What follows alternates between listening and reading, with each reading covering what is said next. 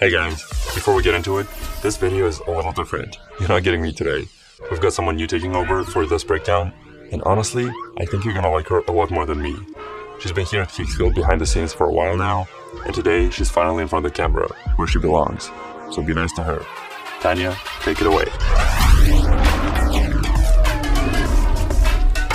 5 characters. 1 city under siege. Every single frame in your generator. This is Zephyr, and that's exactly how it was built.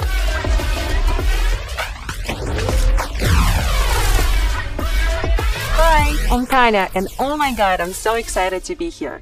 What you just saw, that's Zephyr. 5 characters, a monster invasion, 0 traditional production, fully built inside Kicksfield, using Seedance 2.0.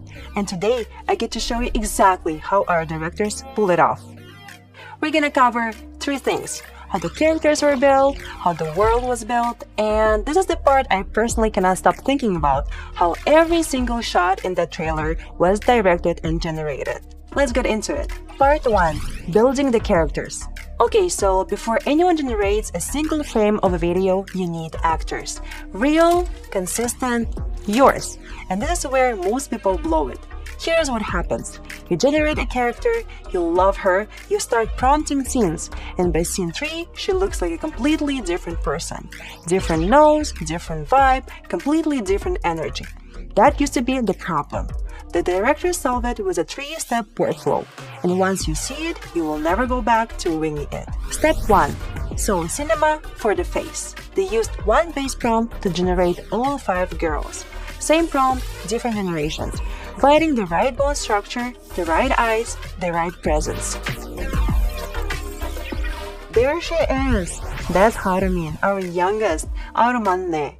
You can already feel that energy just from a still image, right? Step 2. So cinema for the outfit. Prompt it, check it.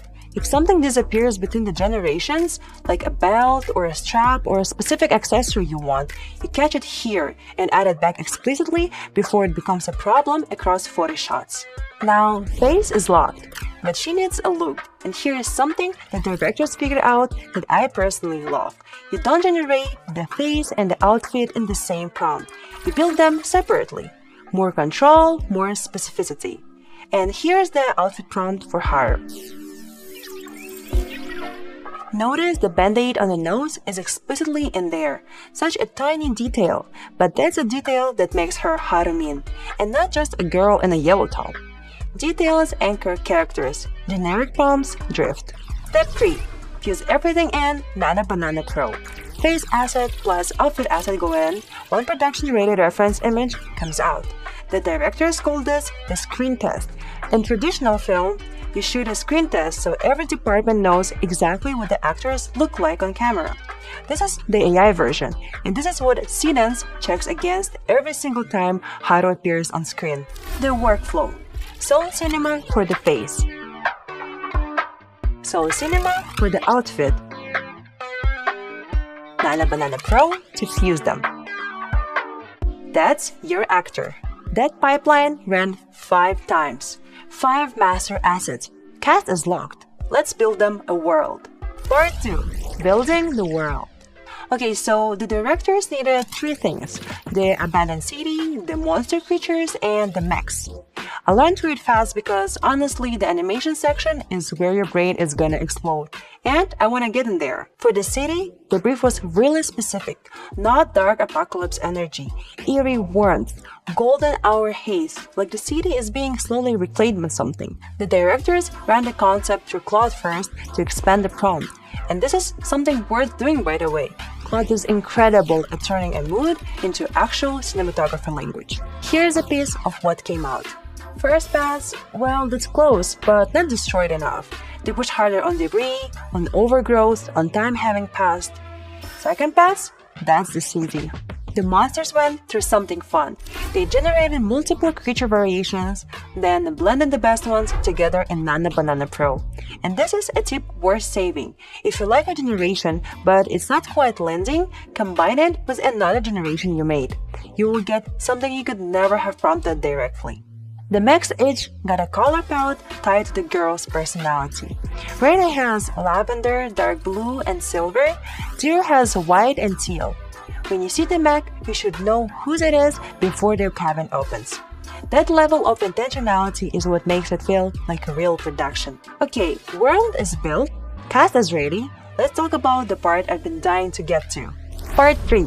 Directing the animation. Alright, almost 100 generations went into this video. Hundreds more didn't make it. So, how do you plan that? The directors had one simple rule.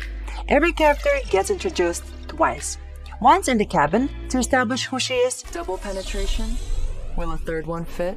and once in action to establish what she can do.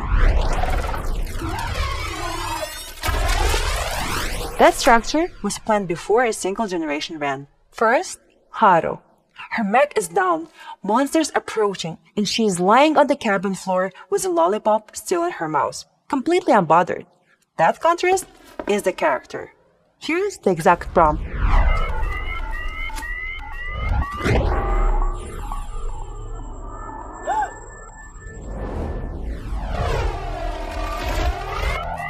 Girls, I think I need some backup. Notice what the prompt is doing here. It's not just describing what she looks like, it's describing how the camera behaves. The jolt, the reestablishment, the stabilization after impact, that is direction. That's the difference between a cool still and an actual scene. Oh, and I love those facial expressions and the lollipop. First try, she was there. Next, Zero. Zero's intro is all about the scale. You don't see her first, you see the mech. This massive white and teal machine striding through a ruined city, kicking up dust. The camera tracking low and wide just to capture how enormous it is. And then it cuts inside the cabin, and there she is. Blonde, small demon horns, completely calm, like this is a Tuesday. And here's how the directors wrote that.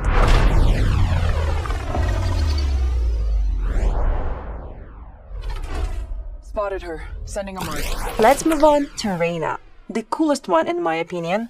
She looks arrogant and independent, and that is not an accident. Those traits are literally written in the prompt because Seedance understands personality and is able to deliver the right emotions if you give it the right language. I hope I will be MVP today. That line, I hope I will be the MVP today, is written into the prompt as stage direction. Seedance generates delivery. And the recoil detail at the end, hair blown back, hands firm, that's not describing a shot. That's describing force moving through your body. That's what gets you a real reaction instead of a character just sitting there while something explodes off a screen. Next, Naomi. She's the funny one in the group. Honestly, I was sure the model would nail her intro, but I was still surprised by how it landed. The emotion is right, the beat is right, the joke lands exactly the way it should. Students just read it. First try. Double penetration? Will a third one fit? Last to show up, Mira. Her friend is in trouble and she needs to run. This was a shot the directors really wanted to get right, because a machine that size moving at speed has to feel heavy. Not bouncy, not floaty, heavy. Sorry for being late. And what Seedance gave back was exactly that. The ground buckling slightly under every step. Not exploding, not bouncing. The way it actually would under something that massive. That is physics. And that is why the directors chose Seedance for every action scene in this trailer. Now, the fight scene, because this is where Seedance proves itself. Reina's cannon sequence first. Her mech is standing in the ruins. She's not panicking, fighting, and just shooting the creatures. The directors needed this to feel overwhelming. Like the monsters are everywhere, and one woman with a giant gun is deciding to be done with it. Here's the prompt. Now, the punch. Mira saving Haru. Mira's mech runs in and punches a monster that's about to kill Haru. That punch needs impact. And this is where so many people get it wrong. Most people would write something like, mech punches the monster. That's not direction, that's a caption. The directors of Zephyr wrote the physics.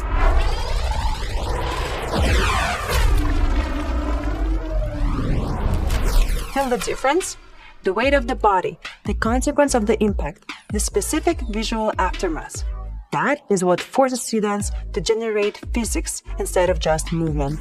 When you write what force does to your body, the model understands mass, it understands momentum, and you get a punch that actually lands. And then, the K-pop sequence. This is everyone's favorite part. 5 characters, synchronized, moving as one. This is genuinely hard for an AI video. Most models want to focus on one subject and let the others drift.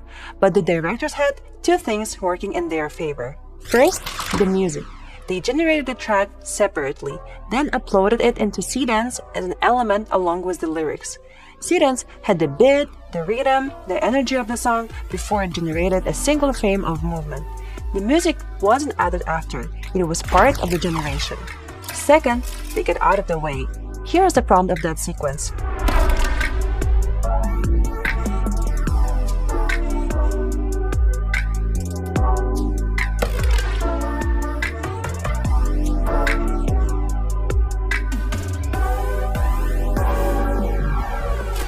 That's it. No step left, arms up, turn. One term of actual choreography direction. K-pop. Seedance knows what it means. It knows what synchronized formation energy looks like, what the body isolation feel like, what the camera should be doing. The less they controlled, the better it performed. And for the closing phrase, the new monster is coming. All 5 in formation. Smoke rolling in. Lights hitting them from above.